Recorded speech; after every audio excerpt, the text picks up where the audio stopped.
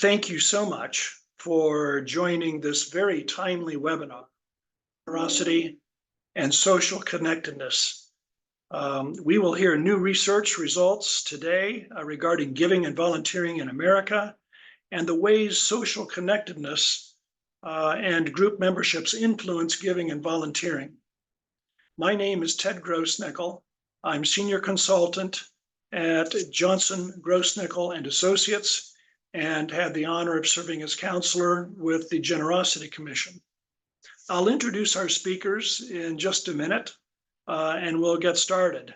After their presentation and remarks, we'll have time for questions at the conclusion. This is being recorded, and recordings will be available after the webinar at thegenerositycommission.com. About 5 years ago, members of the Giving Institute and Giving USA Foundation initiated thinking about a commission to examine giving and volunteering. Planning and funding was undertaken and secured, and the Generosity Commission got underway. One of the very best parts of all of this, if you'd allow me a personal minute, is to say that it gave me the opportunity to meet and work with a host of incredibly thoughtful leaders and thinkers. And I'm going to introduce two of them to you now. First, you'll hear from Jane Wales. Jane is the co-chair of the Generosity Commission and vice president for philanthropy and society at the Aspen Institute and executive director of its program on philanthropy and social innovation. Jane is the founder of the Global Philanthropy Forum, former CEO of the World Affairs Council, and former host of the nationally syndicated NPR radio interview show World Affairs. Previously, Jane served with the Clinton administration as senior director of the National Security Council for Science and Technology. In the Carter administration, Jane served as Deputy Assistant Secretary of State. In the philanthropic sector, Jane chaired the international security programs at the Carnegie Corporation of New York and the W. Alton Jones Foundation. She directed the project on world security at the Rockefeller Brothers Fund. During 2007 and 2008, she served as acting CEO of the Elders, chaired by Archbishop Desmond Tutu and founded by Nelson Mandela. Jane serves on the board of many organizations, including Open Corporates, ID Insight, and the Center for a New American Security. She also has served as chair of the board of FSG, a nonprofit management consulting firm. After Jane, we'll hear from our main presenter and researcher, Dr. Nathan Dietz. Nathan is currently the research director at the Do Good Institute, DGI, and an associate research professor in the School of Public Policy at the University of Maryland, College Park. He joined DGI in March 2017 after over 20 years of consulting and managing research projects in government, academia, and the nonprofit sector. His research at DGI focuses on social capital, volunteering, charitable contributions, civic engagement, and social entrepreneurship. Dr. Dietz is the author or contributor to all of published research reports and recently led externally funded research projects on strategic volunteer management and the social determinants of generosity. With that, believe you know that we have two wonderful speakers here, and I'm going to turn it over to Jane Wales. Let me unmute myself. Thank you, Ted. There was one flaw in your introduction, and that is that you assumed the passive voice at one point and said sort of organization was undertaken, funds were raised. That's the only time I've seen you be passive about anything, Ted, thank God, because you were the driving force. You herded us cats. You recruited us cats and then herded us cats, and it's been a joy for all of us as a result. So I hope you stand corrected there.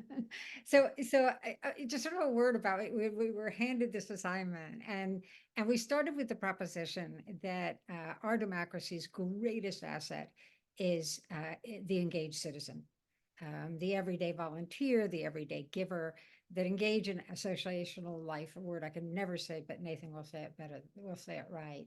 But in essence, these are the folks that support the local women's center, that mentor struggling youth. They create in communities across our country the spaces where democratic decision making happens, right? Where shared problems are solved, community resources are stewarded. These are the people and the organizations they support that are part of the system we built as a country. Yet their numbers have been dropping year over year for several decades, with just a few exceptions. There have been more money given, but by fewer givers, more hours volunteered, but by fewer volunteers. And this was a result of the Giving USA trends reports that have been supported by the Giving Institute and Giving USA all along. And it was in response to these trends that the commission was created, out of a concern about what they might mean for our society, for our polity, for how we get things done as a country. And it was named, I should say, it was named the Generosity Commission, not the Giving Commission, not the Volunteering Commission, but the Generosity Commission, out of admiration for the impulse that leads people to give valuable time and money. The remit we were given by Ted and others when in standing up the commission was first and foremost to celebrate the everyday giver and volunteer, but secondly, to illuminate the role they play in our society. And third, then to make some recommendations for policymakers, for business leaders, for foundation officers, for nonprofit innovators, for what they can do to help reverse those trends in volunteering and everyday volunteering giving. There, to ease the process for them. In the process to prepare for this, we underwrote market research, which is to say focus groups with everyday givers. But we also underwrote original research and by scholars.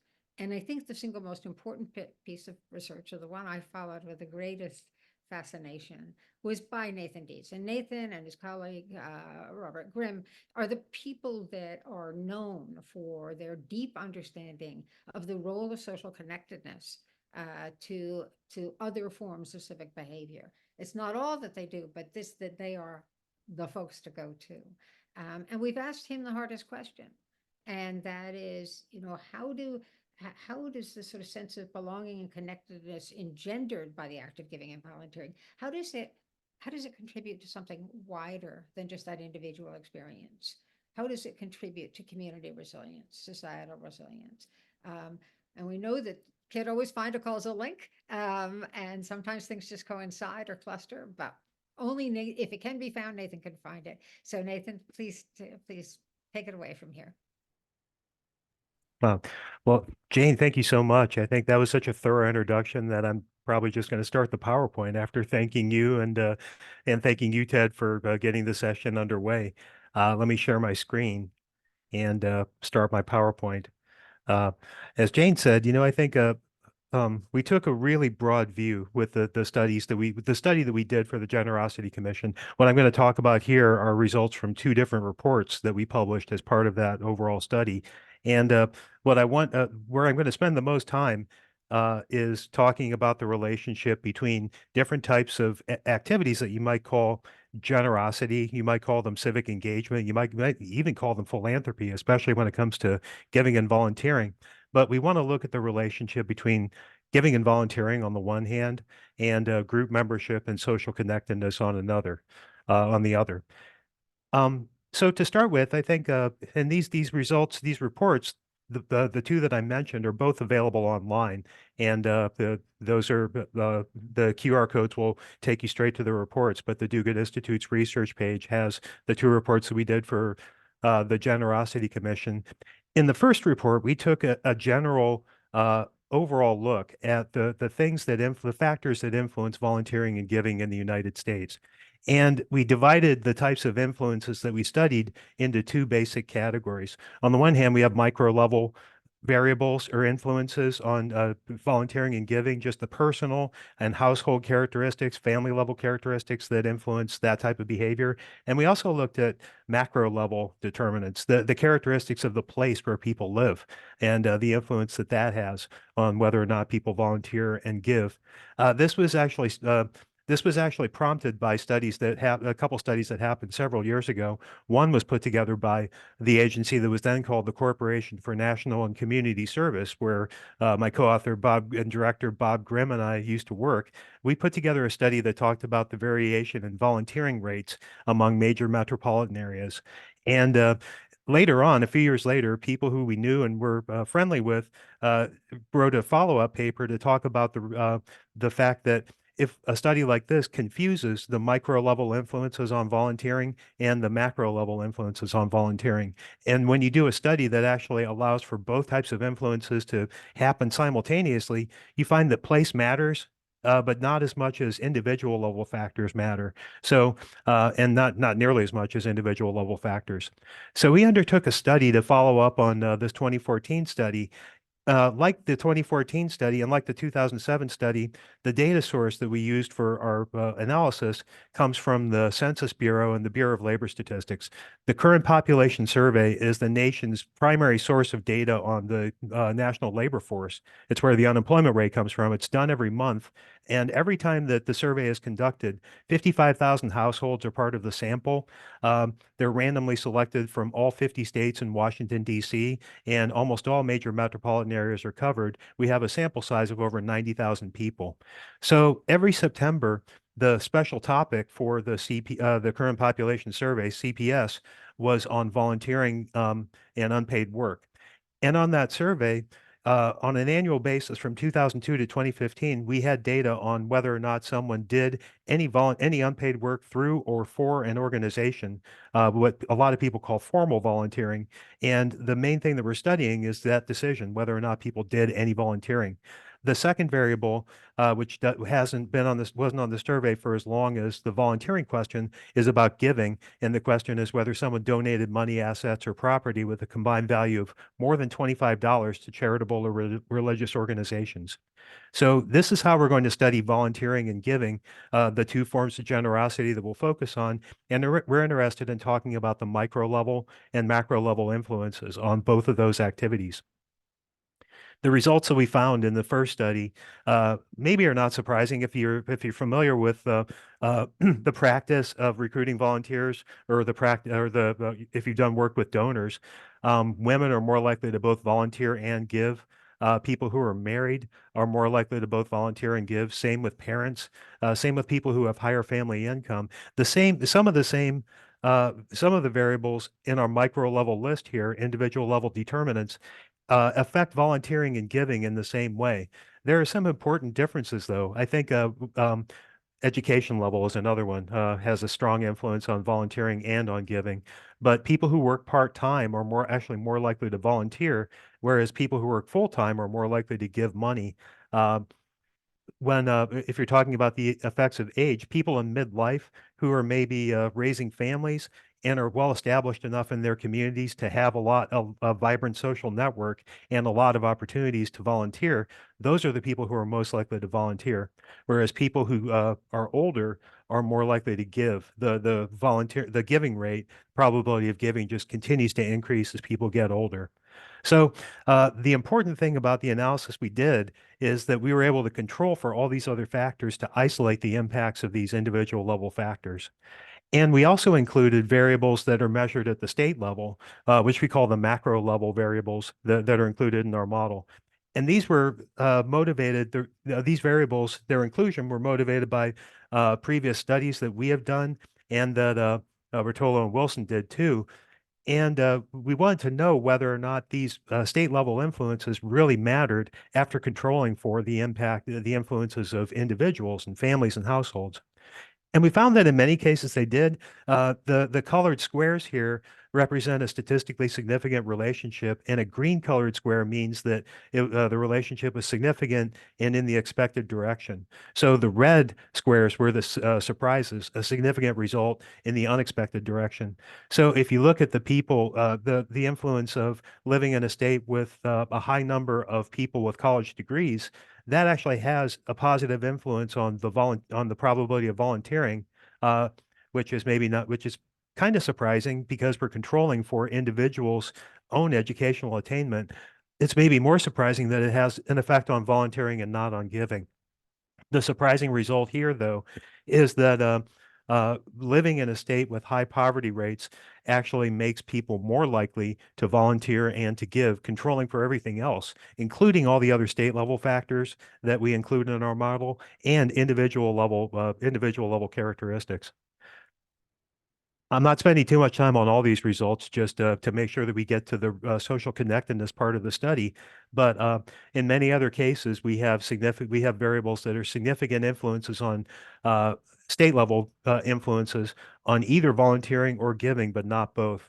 And there are a lot of variables in that category, like the prevalence of congregations. The more congregations there are per capita, actually per 1,000 people in the state, the more likely people are to volunteer. Surprisingly, maybe that variable doesn't have a significant influence on the giving decision. The surprising result here in the top with the red squares indicated by the red squares is that the prevalence of larger nonprofit organizations controlling for everything else has a negative impact on the likelihood of volunteering and a negative impact on the likelihood of giving. Now, we don't mean very large nonprofits the way that we're measuring it. We're only talking about nonprofit organizations large enough to file Form 990. But that's kind of surprising to think that the more visible nonprofits there are, because many nonprofits are so small that they're just practically invisible, the less likely people are to give and volunteer, controlling for everything else.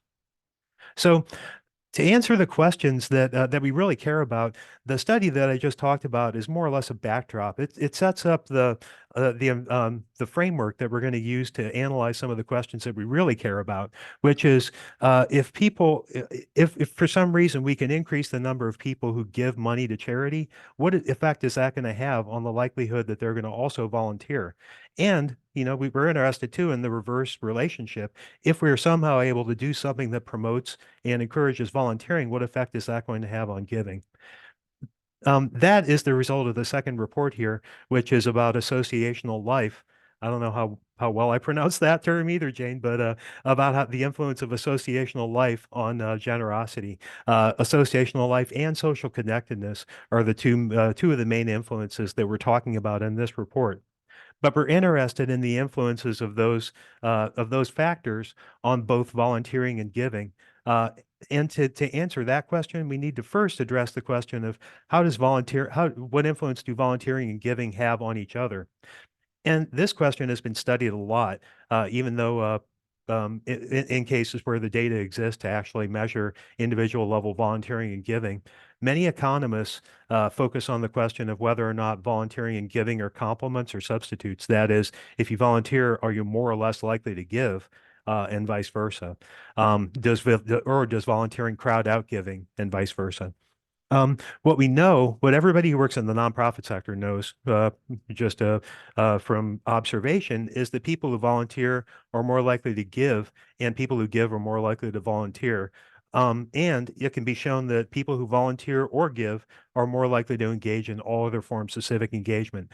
So already what we're talking about is the presence of a large group of people, large in numbers, maybe not percentage wise, because not that many people actually formally volunteer. Volunteering rates haven't been higher than 30% more than once in the last probably 50 years.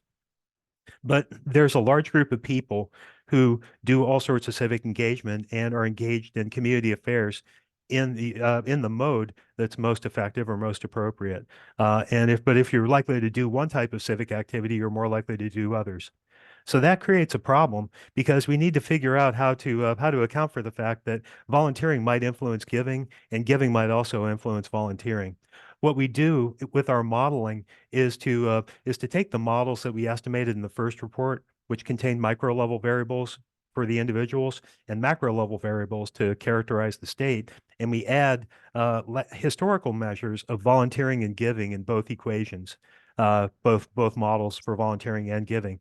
So we're interested in the impact of the decision you made about volunteering last year and of giving last year on volunteering this year and giving this year.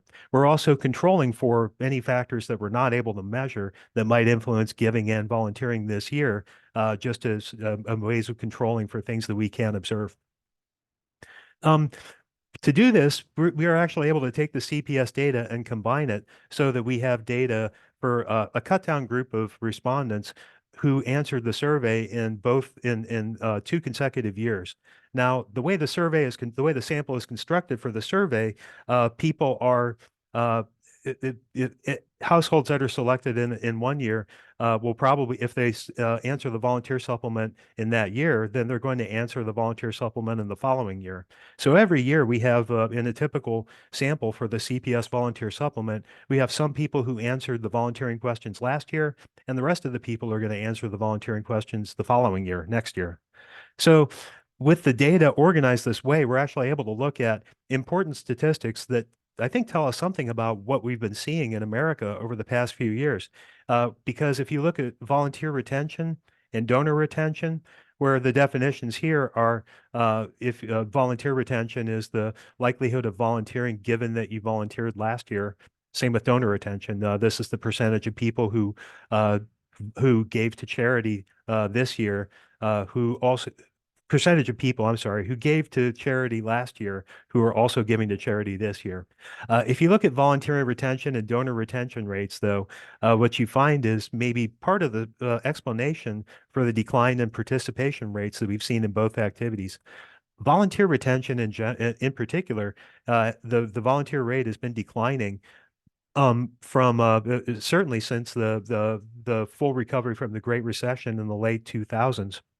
It's been declining every year since 2010. And then finally, because the bars here represent significant confidence intervals, margins of error, there was a significant difference between the retention rate in 2010 and the retention rate in 2014, 2015. So that shows how much influence the leakiness of the volunteer workforce was, how leaky the volunteer workforce was during that time period, and maybe part of the explanation for why we saw a decline in volunteering. The thing is, you also see a decline in what we call acquisition, which is the likelihood that you volunteer this year, for instance, given that you did not volunteer in the previous year. So it's the way that the volunteer workforce might be able to replenish the people who leave because of attrition, lack of retention.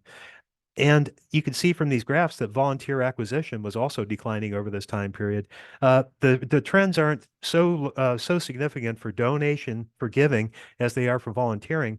But in both cases, you saw declines in participation rates that seem to be that probably are part of the drivers for why we saw declines in the overall participation rates. Anyway, what we have, because we're able to incorporate the recent history of volunteering and giving for the people in our sample, is that we're able to talk about the influence of volunteering on giving and vice versa, controlling for all the other factors in our model. What we find is that the act of volunteering last year increases the likelihood that you'll volunteer this year by 38.2 percentage points. And similarly, that the act of giving to charity last year, controlling for everything else, makes you 32.7% more likely to give to charity next year. What we're really interested in is what's the impact of volunteering on giving and what's the impact of giving on volunteering. The impact of giving on volunteering is to increase the likelihood of volunteering by 9.3 percentage points.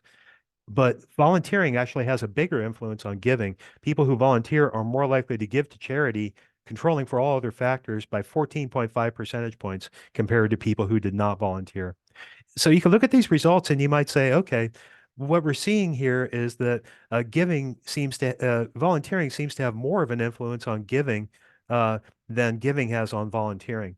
And while that's true, I think that, as Jane was saying in the introduction, we are stopping short of saying that that means that volunteering has a larger causal impact on giving than giving does on volunteering. We're just not able, with the data that we have, because we're not able to control for all relevant factors, we're not really able to talk about causality with this analysis, but it does help answer the question about how are giving and volunteering related. So moving ahead, now that we've taken this step in the process of developing an answer to our answers to our questions, I should say, we're able to turn to the question of how civic engagement and generosity are related. And uh, the interesting thing, I think this was mentioned in the in Jane's introduction. But if you think about ways of defining citizenship, people think about voting these days as an essential part of the definition of active citizenship. That people should vote in elections because that's a duty or a primary responsibility of citizens. The thing is, that's just one type of engaged citizenship that people think of. On the one hand, you have kind of the law and order definition of citizenship, typified by the idea that you should report a crime. On the other, you should have just active engagement as a definition of citizenship. And you have volunteering on that other extreme. Voting tends to be in the middle, according to people's perceptions of what's important about being a citizen. Giving to charity is missing. So it's an interesting question about where people think giving to charity fits in when you talk about being an engaged citizen. Anyway, to do our analysis of associational life and social connectedness, we want to add three variables to our model. They're all measured during the last year, and in all three cases, we have well, they're all measured. They're all measured during the previous year because we're interested in the historical influence of being civically active in various ways in one year on the decision to volunteer or to give or to give in the succeeding year. So we're interested in adding group membership, social connectedness, and trust in neighbors to our models of volunteering and giving that we've already set up and specified.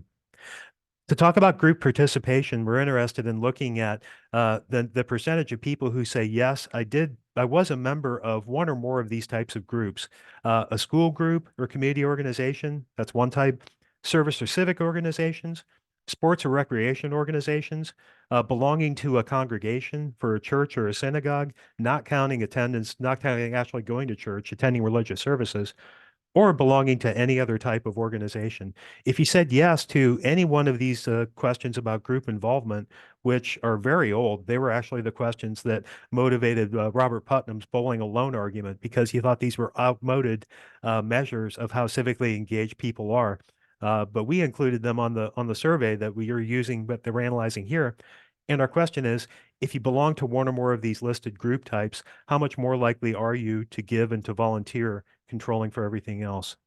And the answer is group membership has a significant influence on both volunteering and giving, controlling for everything else, including prior history for volunteering and giving, as well as micro level and macro level variables. If you belong to a group, you're 14.3% more likely to volunteer, all else being equal, and you're 8.6% more likely to give to charity. So those are pretty big impacts relative to the size of some of the other impacts that we're looking at. Next, we looked at the impact of being connected to people in your household and in your immediate neighborhood in various ways.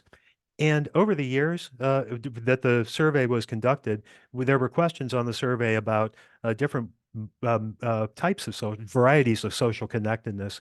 We formed a composite index variable out of three of those measures. The frequency with which you eat dinner with other people in your household, the frequency with which you talk to other people in your neighborhood, and the frequency with which you and your neighbors do favors for one another, like taking out the trash or picking up their newspaper, walking their dogs, that type of thing.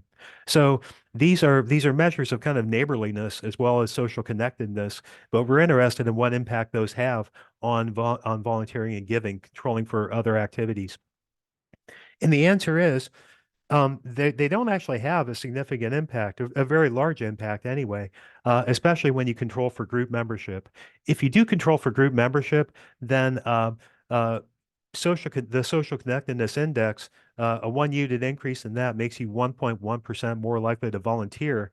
But controlling for group membership, uh, social connectedness does not seem to have an influence on giving, which tells us that probably if you see a relationship between social connectedness and giving, it's because people who are active in their neighborhoods are more likely to participate in groups, probably on a regular basis. And it's those connections within their social networks that makes them more likely to give to charity. So there's no direct effect of just being active in your neighborhood on the likelihood of giving, like there is on the likelihood of volunteering. Okay, so the third variable that we looked at when we talk about civic engagement and associational life is the extent to which people say that they can trust other people in their neighborhood. The question asks whether or not the respondent thinks they can trust all the people, most of the people, some of the people, or none of the people in their neighborhood. And if we code that to form a percentage of time variable, then we're able to include that in this model along with group membership, social connectedness, volunteering and giving, present history, as well as the micro level and macro level variables in our model. So everything is in these models. And when you control for everything, when you don't control for group membership, you find a significant impact of trust in neighbors on volunteering and on giving. But like social connectedness, when you control for group membership, these significant results disappear, which tells us that trust in others does not have a direct effect on giving and volunteering. Once you control for group membership, it seems to have an impact on on giving and volunteering only through affecting people's interests and probabilities of belonging to one or more groups. So looking at those results, these help answer the questions of how social connectedness, measured in different types of ways, might affect the likelihood of people volunteering and giving. The important thing here with the data is that we have a lot of people who don't give or volunteer. And information that many organizations tend to have about volunteering and giving tends to come from people who are already giving and volunteering. So the great thing about the studies that we've done is that we're incorporating information about people who just don't come anywhere near the civic sphere as a rule. And we're able to talk about what happens, how the influence of social connections influence the decisions that these people make too. So that helps set up the last part of the study that we performed here, which is to look at the opposite relationship. Instead of looking at the influence of civic engagement on volunteering and giving, we're interested in now the question of if people give and volunteer, what effect does that have on them being civically engaged in other ways? And the answers, I think, are they're surprising maybe, but they're also really telling. First of all, the influence of volunteering and giving, controlling for everything else in the previous year, has a significant influence on group involvement this year, even after controlling for historical group involvement. So, we're controlling for the fact that some people are joiners and some people are not. But volunteering actually increases the likelihood that you get involved with groups by 24.4%, and giving increases the likelihood of group involvement by 9.9 percentage points. With social connectedness, though, volunteering and giving don't have significant influences on the social connectedness index value that we created. The thing about the index value is that it was a nice idea, but it makes more sense in a lot of cases to take the index apart and look at the influence of volunteering and giving on each of the three types of social activities that we measured. And when we do that, what we find is that volunteering actually does have an influence, a small one, but a significant one, on the likelihood of doing favors for neighbors. But it doesn't have none of those, giving doesn't have any effect on any of the measures of social connectedness that we used in our study. So you might look at this and think, okay, well, that makes sense because we're talking about the effect of formal volunteering on informal volunteering, doing favors for your neighbors. But I think this result illustrates a pathway if we're talking about the ways in which volunteering and giving or measures of generosity might be used to try to help rebuild civil society. Then this is not going to make the difference overall, but it is going to have a significant impact. I think that's what the results of our study imply. The effect of volunteering and giving on trust in neighbors, both of these results are statistically significant. Sorry, but they're very tiny. The index takes the percentage of time variable that we created from the original question is the percentage of time with which you feel like you can trust your neighbors in general. And volunteering increases that percentage by about 3 percentage points. Giving increases that likelihood by about 4 percentage points. And then finally, because this is an election year, I think these results have even more saliency. What is the influence of volunteering and giving on the likelihood that people vote in national elections? And the answer is volunteering and giving both have significant influences on voting in national elections. We're talking about congressional and presidential elections, and the size of the impacts of volunteering and giving are similar to the size of the effect of volunteering on giving and of giving on volunteering, anywhere between 9 to 12 to 13 percentage points. So those three activities seem to be pretty tightly connected to one another. And they help, I think, strengthen the argument that we were trying to make about the relationship between being generous to others through organizations, which is how we're measuring giving and volunteering, and being active in civil society in other ways.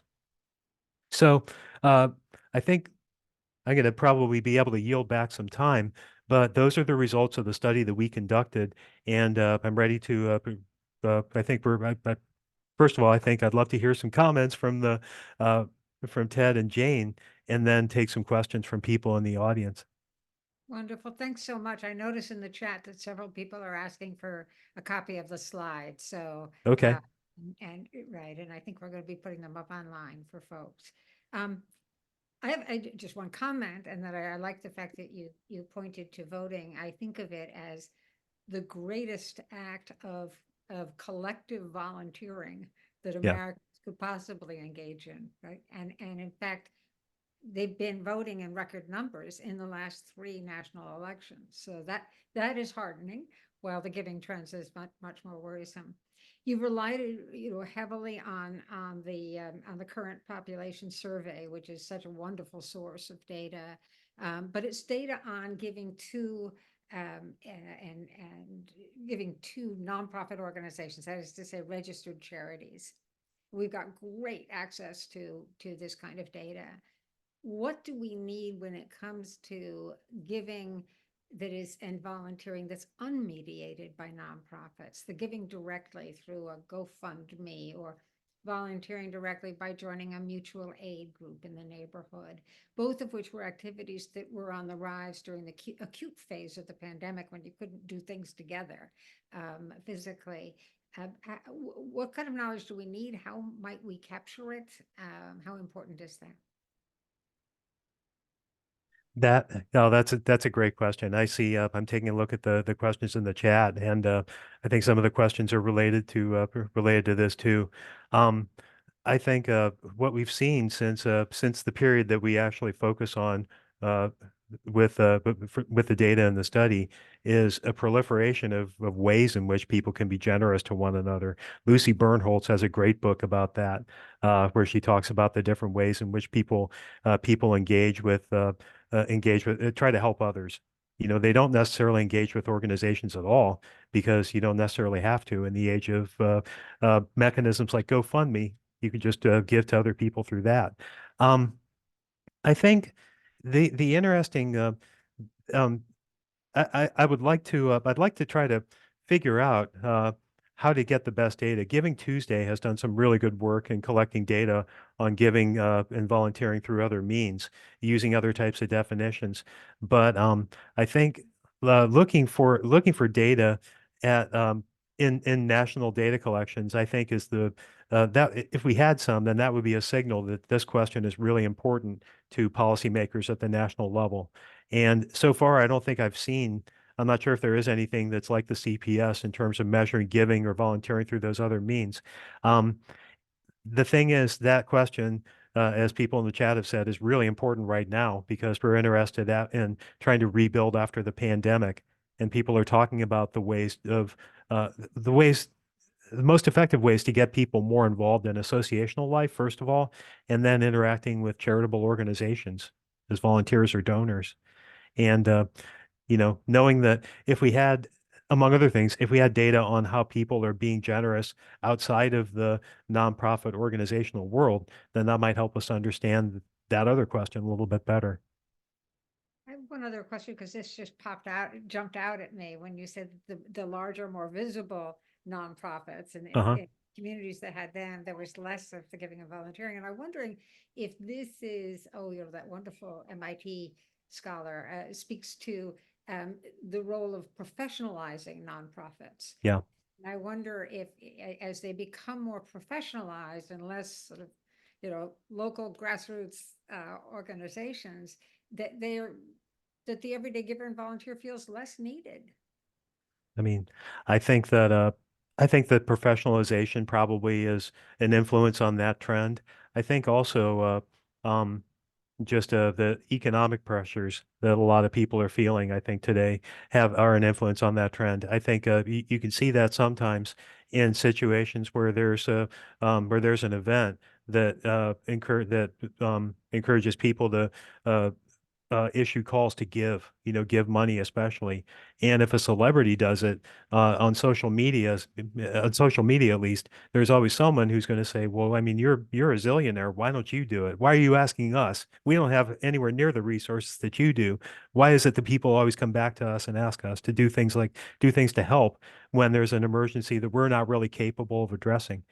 Well, I think the answer is it's good to try to help. It's not that people expect you to solve the problem all by yourself, but doing something collectively with others, I think is worthwhile.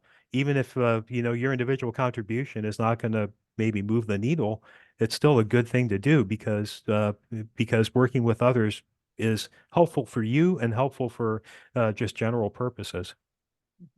Ted, I'm sure you've got questions as well, and you'll be moderating as others hop in. Yes, thank you, Jane, and thank you very much, Nathan. Lots of questions. I believe you did indicate, just to reassure people, that this is being recorded and is available afterwards at the generositycommission.org. And Nathan, I believe, are also asking if the presentation slides are shareable, if you can let us know where those might be found. I presume at the Do Good Institute. Couple of questions that go to the starting numbers. Is there a number that you can share that would either from this research or previous research tell us what the total percentage of Americans are who are members of groups? Is there a contextual data point that you can share? That I'm going from memory here. There's actually I can put a report in the link that has national statistics on group membership as well as um, many other types of civic activities. I think the percentage nationally of people who say that they belong to one or more groups is something like 35%, or was during the period where the data that we're analyzing were collected, so late 2000s, early 2010s. Okay, thank you. Another question is from your research, what advice can you give fundraisers who want to engage and expand the number of everyday donors? And would this be different advice for urban communities versus rural communities? Yeah. Uh, I think that well, a couple things, and I'm taking this less from partly from my own research and partly from people who actually do work in the fundraising world, which I don't do, who I've had conversations with about this. But I think one lesson that I think fundraisers should know is just how strong the relationship is between volunteering and giving. Because I think fundraisers tend to have stories about occasions where they've asked people who are regular donors to volunteer, or asked people who are regular volunteers if they considered giving, and they haven't gotten a really positive response. Um, I think one person told me a story about saying approaching someone who was volunteering and asked if they'd be interested in maybe giving money to the organization too. And the response they got was kind of a crestfallen look, like, oh, you just want me to be a donor? I thought I was doing a good job. And the answer is, you are doing a good job. You're doing a great job, but you might also want to think about supporting the organization this way. Um, that's one lesson. I think the other lesson is harder for me to articulate, um, because I haven't, I'm not sure what the best answer is, but there's tremendous power to me in the results that we find about group membership and the influence of group membership on volunteering and giving.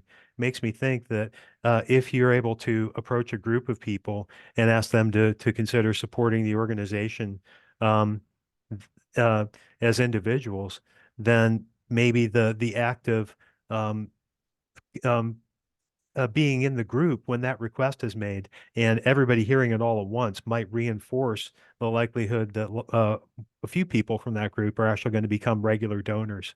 I mean, giving circles don't necessarily work that way. They're more self-driven. But if you're a fundraiser, maybe you could try to activate the sort of impulse or motivations that influence the people who actually are in giving circles. Thank you. A question for you that is pretty mechanical, but I suspect a number of our participants are interested in it. Can you cite again the book by Lucy Bernholtz at Stanford that you mentioned? The book The is research report. I'm sorry. Oh, well, it's a book. I know. There may be I don't think that there was a report that came out before that. There sometimes is, but the book is called How We Give Today. I'm pretty sure. We give now, and actually Yeah, that was thank you. another piece of research, Ted, as you recall, that the commission That's supported. right. Yeah, that Yeah. was one of the very, very first pieces of research commissioned by the commission. Another set of questions have revolved around the research that you've done utilizing data that was up to about 2015 or 2016. Hmm. Do you have any thoughts as to whether or not, or any suspicions that you might share as to whether or not there have been changes in anything that you've seen that perhaps has occurred since 2015, 2016 data? Yeah. Um, I'm sure there has been. I mean, wouldn't even take the pandemic, I think, uh, to um, to drive noticeable changes in the trends that we've seen. But the pandemic did happen, and things are, very, very different than they were before the pandemic. Uh, I should explain the reason why we are only using data collected until 2015. It's because the current population volunteer supplement was changed materially after that. It wasn't conducted at all in 2016, and when it came back in 2017, it was very different in format and in question form, and the response rates were actually a little bit lower too, and that's a problem that all surveys have had. So we the trends coming out of analysis of data from the post 2015 CPS supplements have been kind of discouraging. After initially what we saw in 2017 was a huge increase in the volunteering rate. Today, the most recent CPS data that we look at shows us that volunteering rates as of September 2021 were lower than they ever had been. And that's consistent, I think, with what we saw in a report that we published early last year on strategic volunteer engagement, which you mentioned in your intro, Ted. I think the problems that organizations are having in recruiting volunteers are even more pronounced. They're just sounding the alarm about the problems that they're having with volunteer recruitment. Post-pandemic compared to data that was collected using the same questions right before the pandemic started. So that's the effect of the pandemic.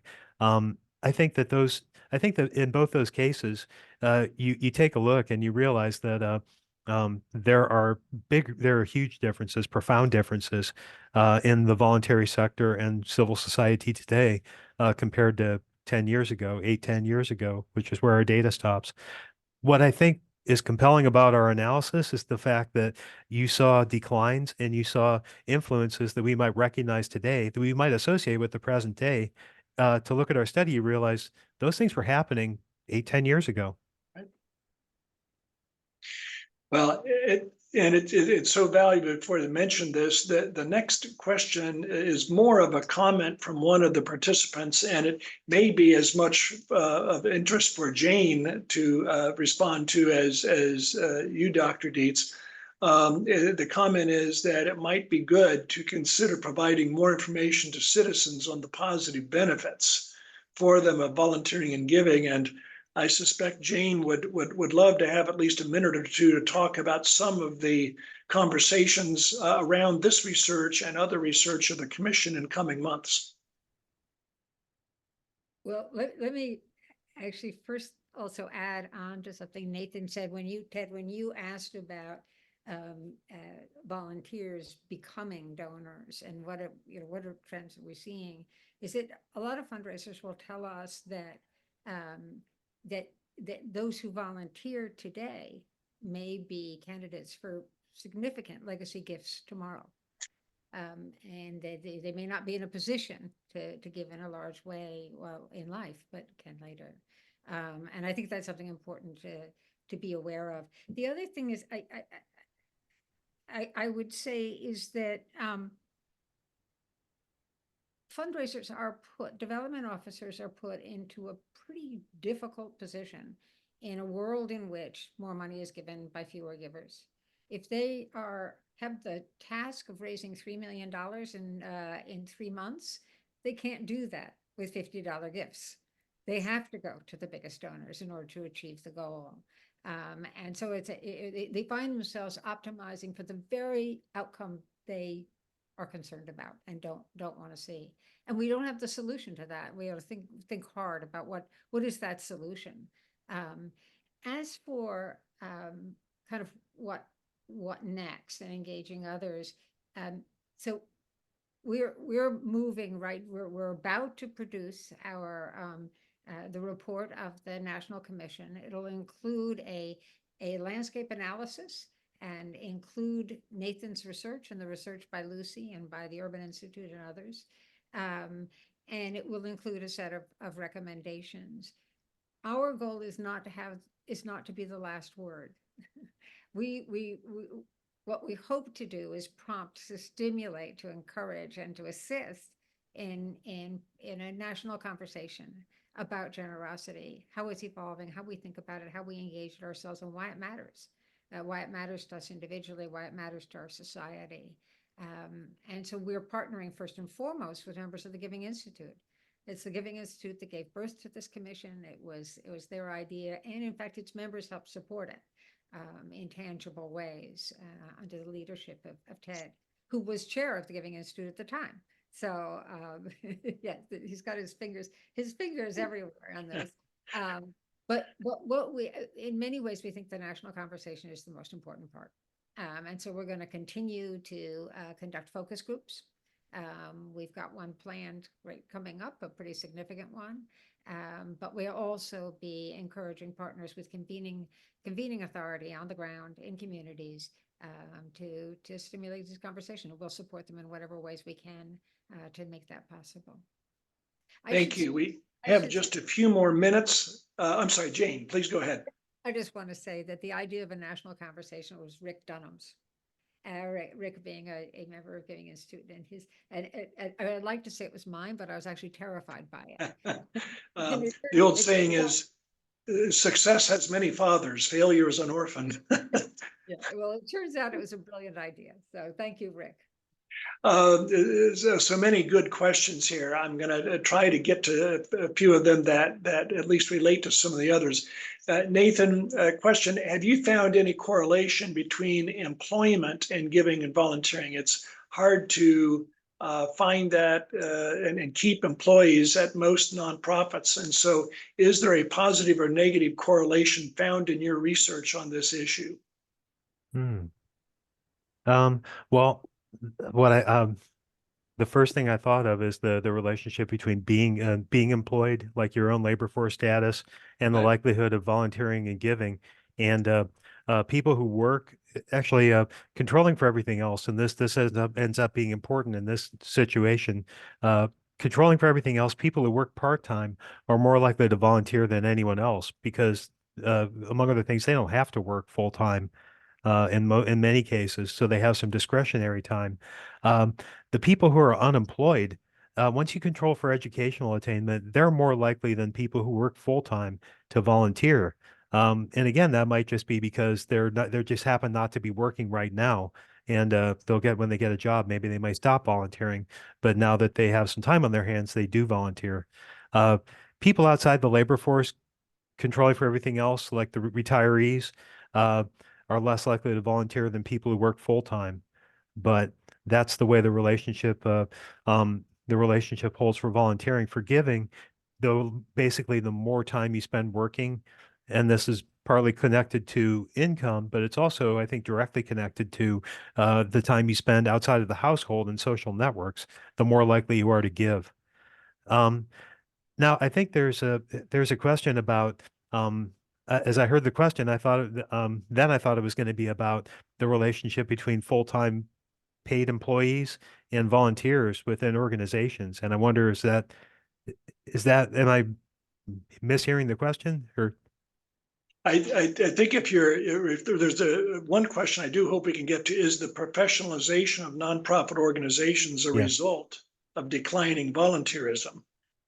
Actually, yeah. I think um well, it might be that's another question I think where it's kind of difficult to determine which is the chicken and which is the egg. I think uh many nonprofits have professionalized over the years. Many have not, but some in many cases, externally imposed pressures on organizations have made them think, well, if I want to stay competitive in this field, I had better become more professional, uh, adopt more other people's professional norms. Let's put it that way. Um, and maybe bring on more people, more paid staff to do things that our volunteers used to do. Uh, that's one type of professionalization, but it's not, there are others. So if that's what's happening for a lot of organizations, if they're just deciding that paid staff, we're better off having paid staff do the work the volunteers do, then that might be contributing to the decline in volunteering. Um, and also, contributing to, people who take a look at volunteering opportunities and think, am I really going to be welcome if I uh, take the plunge and walk through the door and ask if I can help? Are people going to say yes? Thank you for asking. Here's something you can do. Or are they going to say, thanks, but we've got this taken care of. Our paid employees are taking care of this work. Um, Stories like that, scenarios like that might be happening. I just don't know how prevalent they are and how much of an impact they've actually had on the declines in participation that we've seen. So. Thank you. We have just a couple of minutes left, and I want to go back to you, Jane, to see if there are any valedictory comments or questions, and then I'll do the same with Nathan. Jane, anything else you'd want us to have top of mind after hearing all of this?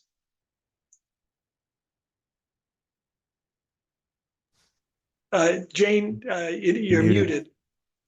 We look at the decline in the number of everyday givers and volunteers, and you can feel despairing about it. It is a real concern when coupled with a decline in societal trust and a rise in social isolation.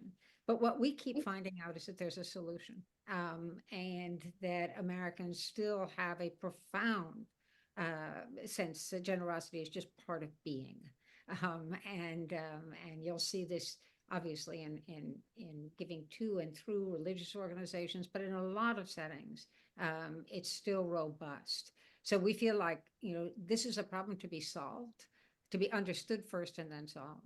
Right. I'd say that knowledge makes a huge difference. Nathan's work is spectacular. Lucy's work as well, Urban Institute as well. We've been really fortunate to learn from them. So I just would make those 2 points and to say thank you to those on this call who are part of the solution and deeply engaged themselves. Nathan, we have about 30 seconds. Is there anything else that you'd want us to keep in mind? Only that I think that the exciting and encouraging part about the research that we've done is that we did uncover some pathways. There when you see relationships between all different types of civic activities and philanthropic activities, then that's good and bad, because there are opportunities to trigger lots of different types of increases in lots of different types of participation, but you can also trigger decreases in lots of participation rates for many activities. I think what we see here is combined with the results we're talking now about things that can be done to trigger an actual growth of the volunteer pool, an actual growth of the donor pool, so that we're not just talking about how to keep the donors that we have, or how to, how to play to the strengths of the volunteers who continue to show up even now. We're talking about how to how to introduce more people to these opportunities that maybe they had never even thought of or considered. Well, thank you very much. Terrific work. I join Jane in saying thank you. Jane, thank you for your questions and for all of your leadership with the commission. And I think there's a high degree of alignment for all of us in saying that this is a problem to be solved. It's one that we think can be solved, and we can make it better in the future. To everybody who participated today online, we got to many, but not all questions. There is a recording of this. Nathan's presentation will be shared, and we thank you so much for being a part of this webinar today.